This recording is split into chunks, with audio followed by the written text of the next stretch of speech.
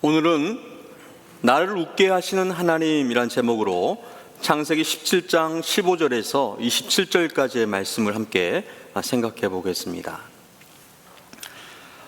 제 아내와 함께 차를 타고 갈 때면 거의 대부분 제가 운전을 합니다.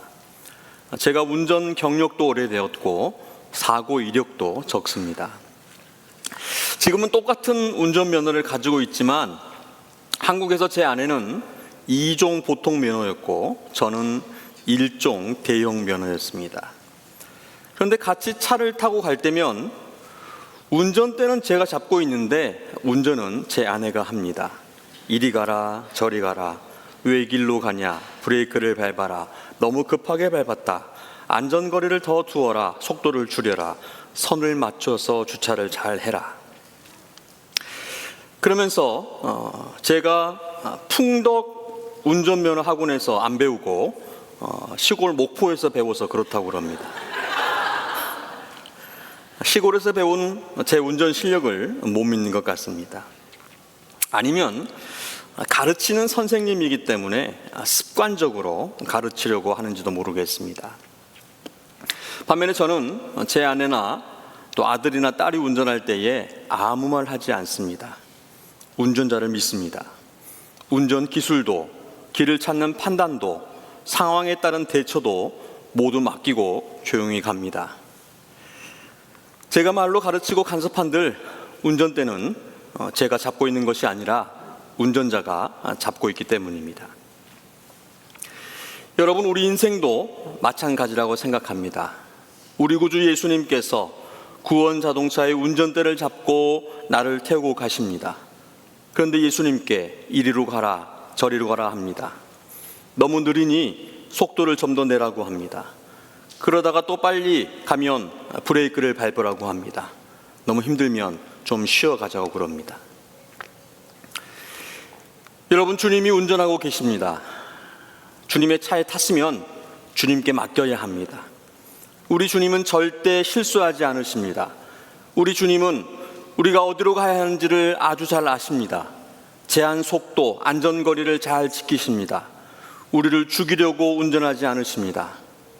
여러분, 주님을 믿으십시오. 그리고 조용히 순종하며 따라가십시오. 오늘 말씀이 이 이야기를 하고 있습니다. 지난주일 본문에 하나님께서 아브라함에게 나타나셔서 말씀하셨습니다. 나는 전능한 하나님이라 너는 내 앞에서 행하여 완전하라.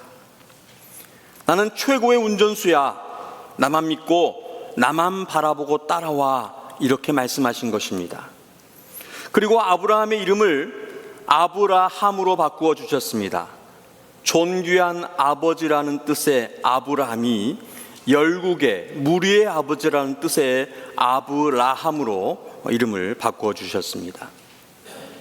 한 가정의 존귀한 가장에서 모든 믿는 자들의 조상으로 그 부르심이 확장되었습니다. 그런데 오늘 본문에 하나님께서 또 한 사람의 이름을 바꾸십니다. 15절 말씀입니다. 다 함께 읽겠습니다. 하나님이 또 아브라함에게 이르시되 내 아내 사레는 이름을 사레라 하지 말고 사라라 하라. 사레가 사라가 되었습니다. 사레는 공주라는 뜻입니다. 좀 더 자세히는 나의 공주님이라는 뜻을 담고 있습니다. 그래서 창세기 12장에서 아브라함이 기근 때문에 애굽에 내려갔을 때에 그대는 아리따운 여인이다 라고 말을 합니다. 그대는 나의 아리따운 공주님입니다 라는 의미가 담겨 있는 것입니다. 그런데 사라는 여왕이라는 뜻입니다. 오늘 본문에서 하나님께서 여러 민족의 어머니가 되게 하시겠다는 그 약속을 따라서 아브라함 한 사람의 아내, 한 가정의 귀한 여인이 열국의 어머니, 여러 민족의 여왕이 된 것입니다. 단순히 이름만 바꾼 것이 아니라 사라의 인생을 바꾸시겠다는 그러한 뜻이 담겨 있습니다. 하나님께서 아브라함에게 말씀하십니다. 내가 그에게 복을 주어 그가 내게 아들을 낳아주게 하며. 아브라함에게는 이미 아들이 있었습니다. 누구입니까? 이스마엘입니다. 그런데 하나님은 이스마엘이 아니라 사라에게서 태어날 아들을 말씀하십니다. 여러분, 다시 한번 생각해 보십시오. 아브라함은 100세를 바라보고 있습니다. 사례는 90세입니다. 사람의 계산으로는 불가능한 일입니다. 그래서 오늘 본문은 아주 웃긴 본문입니다. 그리고 아브라함도 웃습니다. 17절 말씀입니다. 다 함께 읽겠습니다. 아브라함이 엎드려 웃으며 마음속으로 이르되 100세 된 사람이 어찌 자식을 낳을까? 사라는 90세니 어찌 출산하리오 하고. 하나님의 약속 앞에서 아브라함이 웃었습니다. 그런데 하나님께서는 바로 그 아들의 이름을 이삭이라고 하십니다. 이삭은 히브리어로 그가 웃다라는 뜻입니다. 아브라함은 불가능하게 보여서 웃었는데 하나님께서는 그 불가능을 가능하게 만드셔서 마침내 기쁨으로 웃게 하십니다. 여기서 우리는 한 가지 질문을 하게 됩니다. 아브라함은 하나님의 말씀을 믿지 못해서 비웃은 것일까요? 아브라함의 웃음을 단순히 불신앙의 비웃음이라고 보는 것은 정확하지 않습니다. 물론 아브라함은 놀랐습니다. 어처구니가 없고 당황스러웠을 것입니다. 인간적으로 이해하기 어려웠을 것입니다. 자신은 이제 100세이고 아내는 90세입니다. 그래서 마음속으로 생각했습니다. 100세 된 사람이 어떻게 아이를 낳을 수 있을까? 내 아내 사라가 90세인데 어떻게 출산할 수 있겠는가? 이것은 하나님을 조롱하는 웃음이라기보다는 하나님의 약속이 너무 놀랍고 인간적으로 불가능해 보여서 나오는 그러한 웃음이었습니다. 이것을 분명하게 보여주는 말씀이 로마서 4장 19절의 말씀입니다. 바울은 이때의 아브라함을 이렇게 설명합니다. 다 함께 읽겠습니다. 그가 100세나 되어 자기 몸이 죽은 것 같고 사라의 태가 죽은 것 같음을 알고도 믿음이 약하여지지 아니하고. 아브라함은 현실을 몰랐던 사람이 아니었습니다. 자기 몸이 죽은 것 같고 사라의 태가 죽은 것 같음을 알고도 아브라함은 현실을 정확하게 알고 있었습니다. 나는 100살이다. 내 아내 사라는 90세이다. 이것은 인간적으로 불가능하다. 여러분, 믿음은 현실을 부정하는 것이 아닙니다. 믿음은 불가능한 현실을 보면서도 그 현실보다 하나님을 더 크게 보는 것이 믿음입니다. 그래서 바울은 이어서 이렇게 이야기합니다. 믿음이 없어 하나님의 약속을 의심하지 않고 믿음으로 견고하여져서 하나님께 영광을 돌리며 약속하신 그것을 또한 능히 이루실 줄을 확신하였으니 그러므로 그것이 그에게 의로 여겨졌느니라. 아멘. 이것이 바로 아브라함의 믿음입니다. 아브라함의 믿음은 나는 할 수 있어가 아니었습니다. 오히려 나는 할 수 없지만 하나님은 하실 수 있다라는 것을 믿었습니다. 이것이 바로 성경이 말씀하는 믿음입니다. 믿음은 우리의 가능성을 믿는 것이 아니라 약속하신 하나님의 능력을 믿는 것입니다. 그래서 아브라함의 웃음은 하나님을 비우는 웃음이 아닙니다. 하나님, 정말 그렇게 하신다고요? 너무 놀라워서 나온 그러한 웃음이었습니다. 저희가 나중에 살펴보겠지만 이 웃음은 사라가 웃은 웃음하고는 다릅니다. 그리고 하나님께서는 그 아들의 이름을 이삭, 웃음, 그가 웃는다라고 지어주셨습니다. 아브라함의 웃음은 정말 가능할까라고 하는 놀라움의 웃음이었다면 하나님이 주시는 웃음은 내가 진짜 웃게 해주겠다라는 뜻을 담고 있는 것입니다. 창세기 21장 6절에서 사라가 이렇게 말합니다. 하나님이 나를 웃게 하시니 듣는 자가 다 나와 함께 웃으리로다. 나와 함께 웃으리로다. 나를 웃게 하시는 하나님. 처음에는 정말 가능할까라고 하며 웃었습니다. 그러나 나중에는 하나님이 정말 하셨구나 하며 웃게 된 것입니다. 하나님께서는 놀라움의 웃음을 기쁨의 웃음으로 바꾸어 주셨던 것입니다. 여러분, 이 기쁨, 이것이 우리 교회가 소망하는 그러한 기쁨입니다. 하나님이 기뻐하시는 교회, 성도가 기쁜 교회, 이웃이 기뻐하는 교회, 목회자가 기쁜 교회. 하나님이 우리의 믿음을 보시고 기뻐하십니다. 우리의 믿음을 보시고 기뻐하시는 하나님께서 우리를 웃게 하십니다. 교회가 왜 저래? 예수 믿는 사람이 뭐 저래? 투덜대며 찡그리는 세상과 이웃을 우리를 통해서 웃게 하십니다. 기뻐하시는 하나님, 웃는 성도와 이웃을 바라보며 저절로 웃음 지는 목회자, 바로 우리 교회의 모습인 것입니다. 여러분, 어떻게 한번 우리 모두가 이렇게 기쁜 교회를 만들어 보시겠습니까? 아브라함을 기억하십시오. 죽은 것 같음을 알고도 하나님의 약속을 의심하지 않고 약속하신 그것을 또한 능히 이루실 줄을 확신하였으니 그러므로 그것이 그에게 의로 여겨졌느니라. 이런 믿음으로 하나님을 기쁘시게 하는, 하나님을 웃게 하시는, 또한 하나님과 함께 웃는 성도와 교회 되시기를 축복합니다. 그런데 참 이상합니다. 20절 말씀인데요, 다 함께 읽겠습니다. 이스마엘에 대하여는 내가 내 말을 들었나니 내가 그에게 복을 주어 그를 매우 크게 생육하고 번성하게 할지라. 그가 12두령을 낳으리니 내가 그를 큰 나라가 되게 하려니와.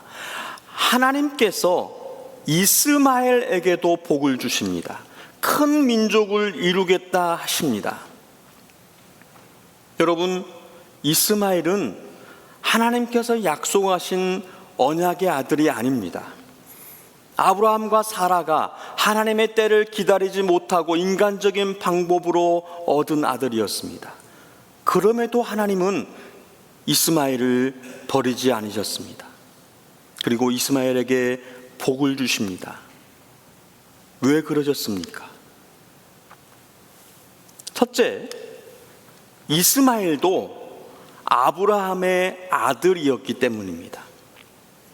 비록 인간적인 지혜와 방법으로 얻은 아들이지만 이스마엘도 아브라함에게서 난 아들이었기에 하나님은 이스마엘에게도 복을 주십니다. 둘째, 하나님께서 아브라함의 기도를 들으셨습니다. 20절 말씀이 분명히 말씀합니다. 이스마엘에 대하여는 내가 내 말을 들었나니. 무슨 말입니까? 18절입니다. 아브라함이 이에 하나님께 아뢰되 이스마엘이나 하나님 앞에 살기를 원하나이다. 이스마엘이나 하나님 앞에 살기를 원하나이다. 이 구절을 영어 성경은 하나님 은혜 아래 있기를 바랍니다 라고 이렇게 기록합니다. 왜 이스마엘에게 복을 주셨는가? 하나님께서 아브라함의 이 간구, 이 기도를 들으셨기 때문입니다. 셋째는 아브라함의 실수까지도 은혜로 덮으시고 복을 베푸시는 하나님이시라는 사실입니다. 여러분, 창세기 12장에서 아브라함에게 하신 하나님의 그 첫 약속, 그것을 기억하십니까? 12장 2절입니다. 다 함께 읽겠습니다. 내가 너로 큰 민족을 이루고 내게 복을 주어 내 이름을 창대하게 하리니 너는 복이 될지라. 아브라함으로 큰 민족을 이루게 하겠다고 약속하셨습니다. 하나님의 뜻과 계획은 사라에게서 낳은 이삭을 통해서 큰 민족을 이루시는 것이었습니다.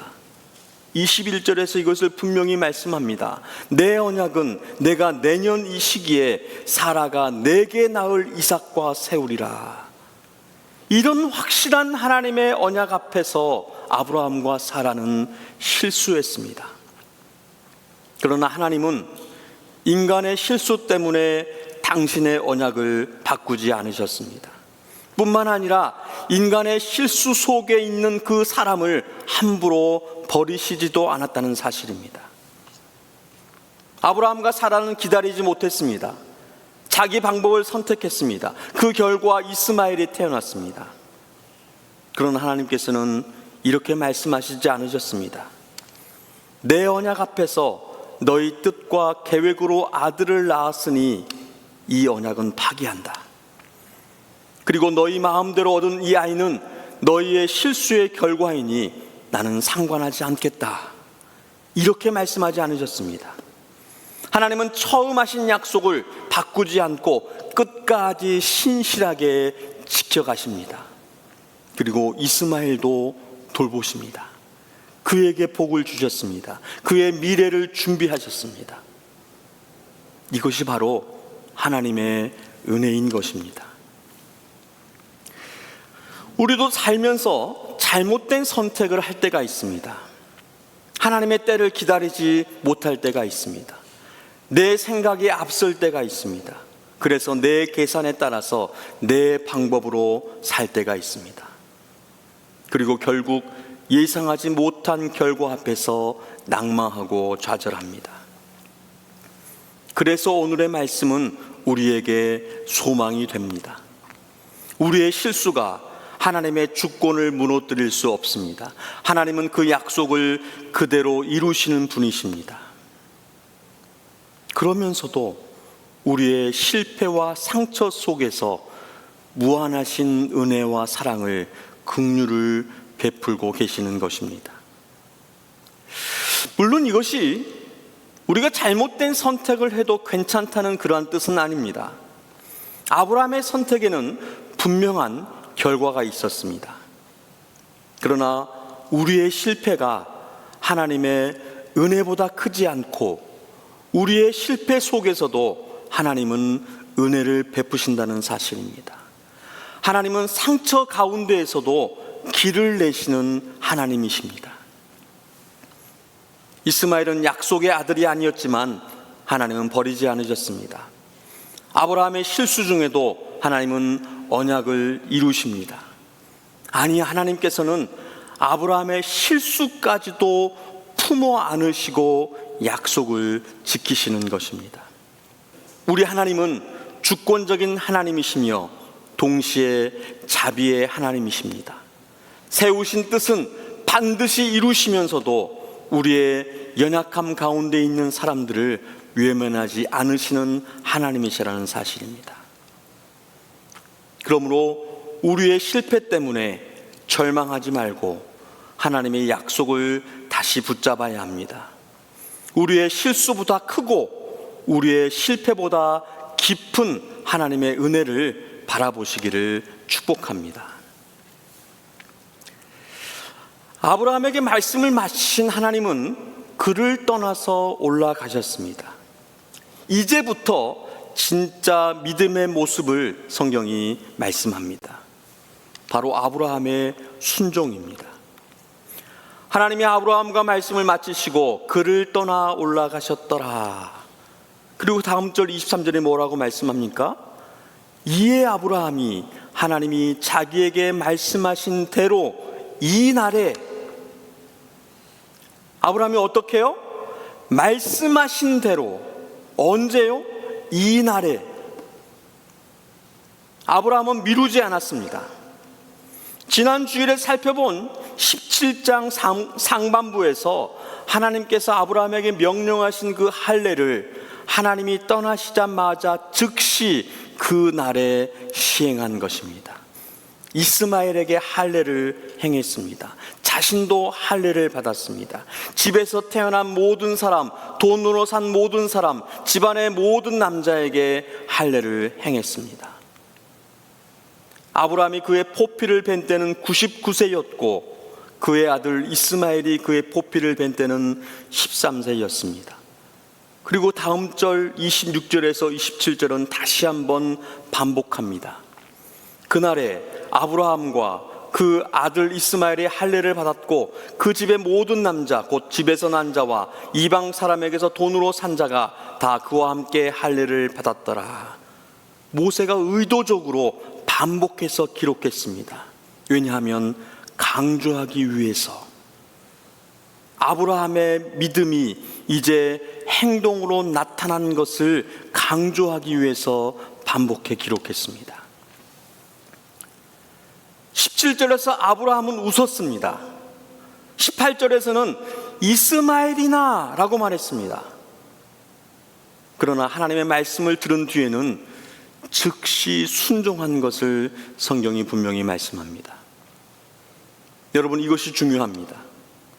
믿음이란 한 번도 의심하지 않는 것이 아니라, 믿음의 사람도 흔들릴 수 있지만, 아브라함도 흔들렸지만, 아브라함도 웃었지만, 자기 방법으로 제안을 했지만, 그러나 아브라함은, 참된 믿음은 하나님의 말씀이 분명해지면 결국 자기 생각을 내려놓고 말씀을 따른다는 것입니다.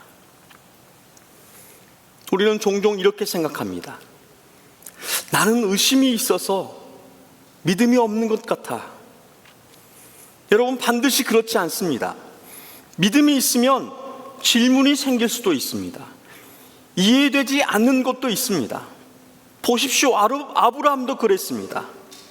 중요한 것은 의심이 생겼을 때 누구의 말을 따르느냐, 누구에게 묻느냐, 그리고 결국 내 생각대로 하느냐 아니면 하나님의 말씀대로 하느냐입니다. 아브라함은 결국 하나님의 말씀을 따랐습니다. 그래서 야고보서는 믿음과 행함의 이야기를 하면서 아브라함을 예로 드는 것입니다. 야고보서 2장 21절 말씀 다 함께 읽겠습니다. 우리 조상 아브라함이 그 아들 이삭을 제단에 바칠 때에 행함으로 의롭다 하심을 받은 것이 아니냐. 여러분, 창세기 22장에 가면 아브라함이 말도 안 되는 순종을 합니다. 어렵게 얻은 하나뿐인 외아들 이삭을 하나님께 제물로 바치려고 하는 것입니다. 아브라함의 그 믿음의 순종의 절정의 순간입니다. 어떻게 이것이 가능할까? 하나뿐인, 100세에 낳은 하나뿐인 그 아들을 하나님께 제물로 바친다고 하는 것, 그것은 오늘 17장에 순종이 있었기 때문에, 하나님의 말씀 앞에서 즉각 그날에 행하는 그러한 순종이 있었기 때문에 모리아 산에서 외아들 이삭을 바치는 위대한 믿음의 순종을 실천할 수 있었다는 것입니다. 여러분, 참된 믿음은 말씀을 들었을 때에 미루지 않는 것입니다.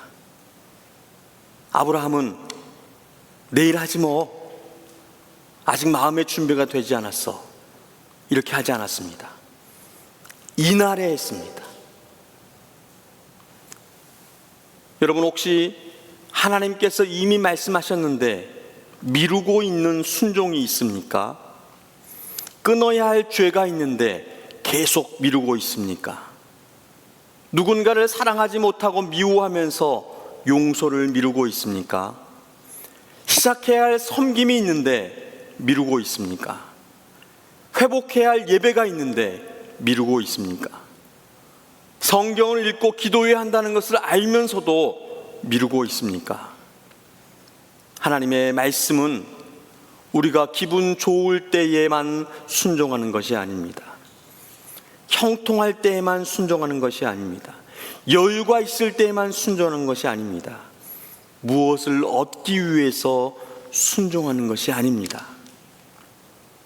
하나님의 말씀이기 때문에 순종하는 것입니다. 순종이 우리가 살 수 있는 생명길이기 때문에 하는 것입니다. 순종이 우리가 잘되고 복받는 길입니다. 믿음은 아멘이라고 말하는 것에서 끝나지 않습니다. 믿음은 발을 움직여서 즉각 순종하고 실천하는 것, 그것이 바로 믿음이라고 우리에게 분명히 말씀하고 있는 것입니다. 이러한 믿음에 순종을 하시는, 여러분의 발로 행하시는 그런 여러분 되시기를 축복합니다. 그런데 더 멋지고 귀한 것은 아브라함이 하나님이 떠나셨는데도 순종했다는 것입니다. 하나님이 그의 앞에 계시지 않는데도 마치 앞에 계신 것처럼 즉시 순종했다는 것입니다. 성경이 말씀하는 진짜 순종을 오늘 본문이 잘 가르쳐 줍니다. 여러분, 다시 한번 말씀드립니다. 코람데오. 누구 앞에서요? 하나님 앞에서요. 누구만 잘하면 됩니까? 나만 잘하면 됩니다. 마지막으로, 그렇다면 과연 하나님은 우리에게 어떤 약속을 하셨는가? 하나님께서 우리와 맺은 언약은 무엇인가? 나를 통해서 이루실 하나님의 계획은 무엇인가? 아브라함은 하나님께서 직접 나타나셔서 말씀하시고 언약을 맺으셨는데 나에게는 한 번도 나타나신 적이 없었어. 그렇다고 내가 하나님께 일방적으로 기도하고 간구하는 것을 하나님과 맺은 언약이라고 할 수 있을까? 내 기도와 간구를 다 들어주시지도 않으실 텐데 도대체 뭘 기도하고 기다리며 순종하라는 것인가? 우선 우리는 성경을 통해서 하나님을 대면합니다. 하나님의 특별 계신 성경을 통해서 하나님의 말씀을 받습니다. 그래서 하나님이 우리에게 하시는 언약, 그 약속을 성경을 통해서 받는 것입니다. 그렇다면 하나님이 성경을 통해서 우리에게 하시는 약속은 무엇인가? 이것은 여러분들이 성경을 읽으면서 찾아야 하지만 너무 바쁘시기에 제가 정리해서 말씀을 드리겠습니다. 첫째는 사랑입니다. 성경은 하나님은 사랑이시다라고 말씀합니다. 사랑이신 하나님께서 우리를 사랑하십니다. 변함이 없이 끝까지 사랑하십니다. 사랑하시기 때문에 은혜를 베푸십니다. 우리를 불쌍히 여기셔서 긍휼을 베푸신다는 것입니다. 둘째는 구원입니다. 성경은 주의 이름을 부르는 자는 구원을 얻으리라 라고 말씀합니다.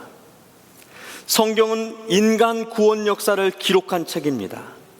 하나님이 우리를 사랑하셔서 그리스도 예수 안에서 멸망하지 않고 영생을 얻게 하십니다. 나와 내 가족을 구원하시겠다라고 약속하시는 것입니다. 셋째는 함께 하심입니다.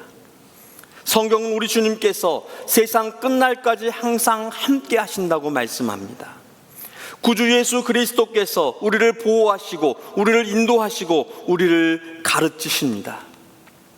결코 버리지도 떠나지도 않겠다고 약속하고 있는 것입니다. 이것들이 대표적인 성경의 약속입니다. 이 언약을 하나님께서 우리와 함께 맺고 있는 것입니다. 우리는 또한 이 약속을 지켜야 합니다. 마음과 뜻을 다하여 하나님을 사랑해야 합니다. 그 사랑을 예배로 표현해야 합니다. 이웃을 사랑함으로 하나님의 구원 역사에 동참해야 합니다. 구원을 위한 사랑을 전도로 실천해야 합니다. 그리고 하나님과 함께 하는 것입니다.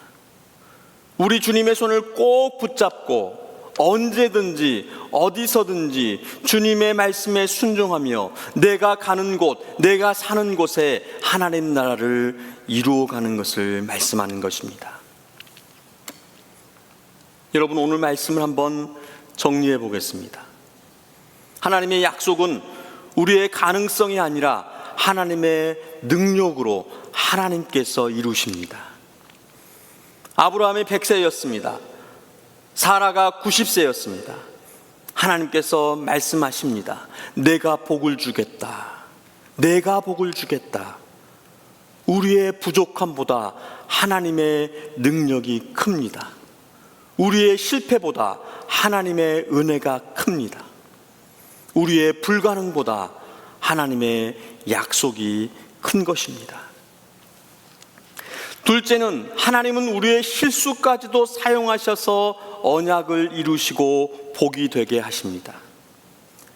이스마엘은 약속의 자녀가 아닙니다. 아브라함과 사레가 인간적인 계획과 방법으로 얻은 자녀입니다.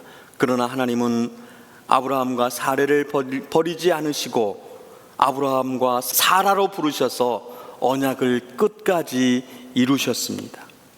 약속의 자녀가 아닌 이스마엘에게도 복을 주시고 그를 통해서도 큰 민족과 나라를 이루셨다는 것입니다. 세 번째는 참된 믿음은 즉각적인 순종으로 나타나야 합니다. 아브라함도 의심했습니다. 웃었습니다. 질문했습니다. 자신의 뜻을 기도했습니다.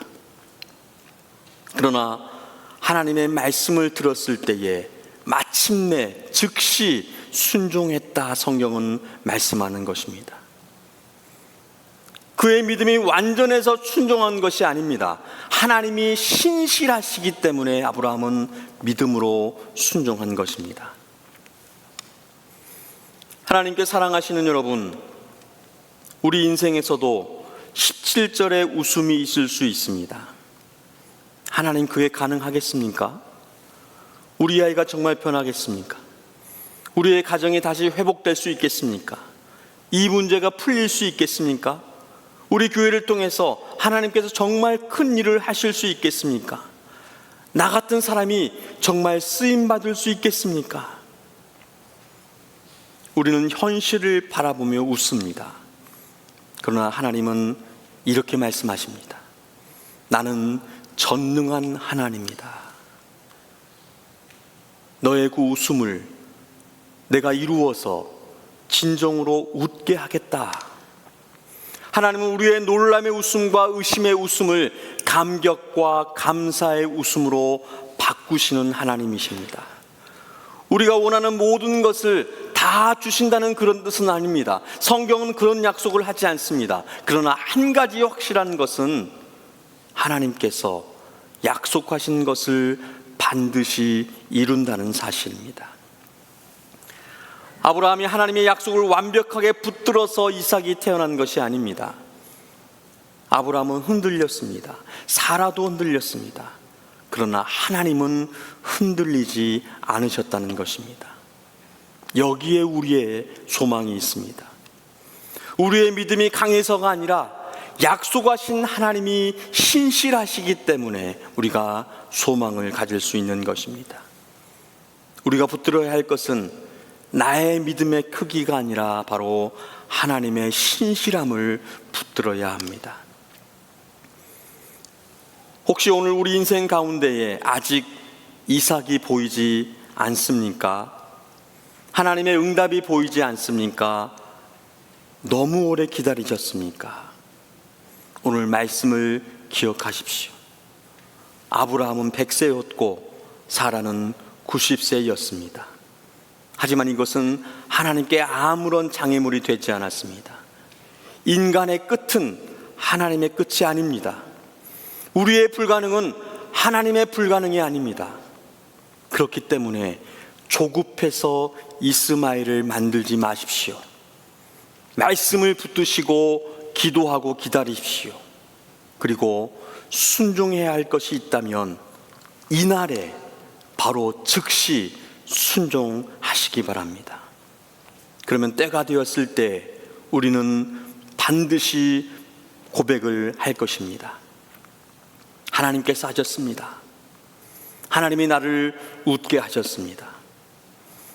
내가 웃을 수 없었던 자리에서 나를 웃게 하시고 소망할 수 없었던 자리에서 소망하게 하시는, 죽음밖에 보이지 않던 낭만과 좌절 가운데 있던 자리에서 우리를 일으키셔서 생명을 주시는 그 하나님, 그 하나님을 믿고 그 하나님의 약속을 붙들고 그 하나님의 말씀에 순종하며 살아가는 우리 모두가 되시기를 주님의 이름으로 축원드립니다.